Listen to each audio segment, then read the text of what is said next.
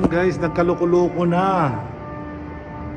Hindi ko alam kung dahil nasunog dahil dito. Ayan. May nagtrip sa pinagtripan yung control namin, pinutol. Ayan oh, hindi naman sunog yun eh. Pinutol talaga ng cutter eh oh. Hindi ko alam kung yun dahilan ng pagkasunog kasi neutral na to, diba? may phase loss kami. Ha? Hindi, di ba neutral na? Meron talaga to. Oh, nawala ah. Tinanggal ko itong puti. Checkin mo yung puti kung saan pupunta yan. Neutral yan. So kaya hirap na hirap kami guys. Ayun, dapat nasa bahay na kami ngayon. Ano Sanso?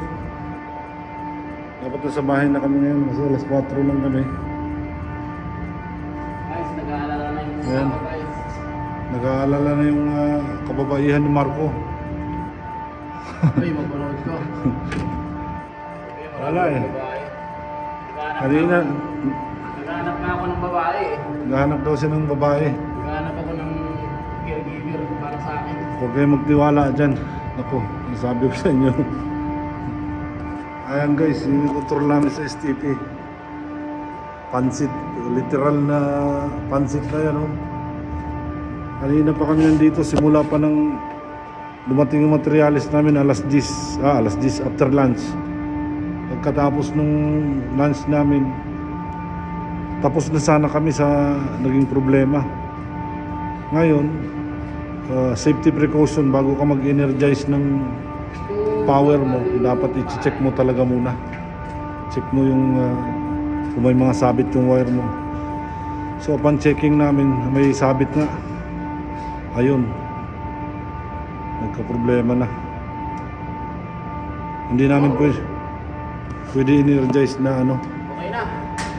Na Okay na guys. merong ano, may sabit. Baka mag Wire.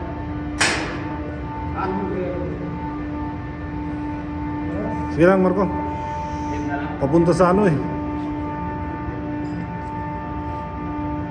Ayan guys, Guys, ano ba yan? Ayan, ang Stevie namin shutdown ngayon. Higop-higop muna yung truck.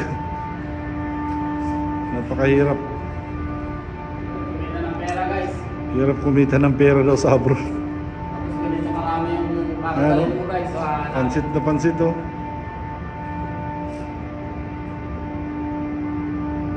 pero magdala naman ng lunch yung manager namin eh. Bibigyan daw kami ng lunch. Pero yung lunch niya, dinner na yun. Tado. Panood dito. Joke lang. Manager, joke lang. Ayan. Ito ang buhay namin. Kanina naman, nagpalit din kami ng ano,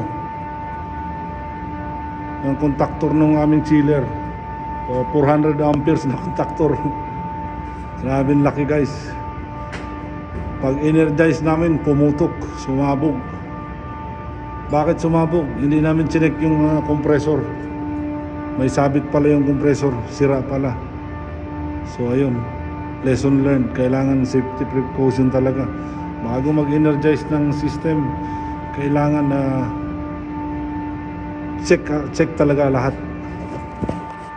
Okay, update na guys mamaya.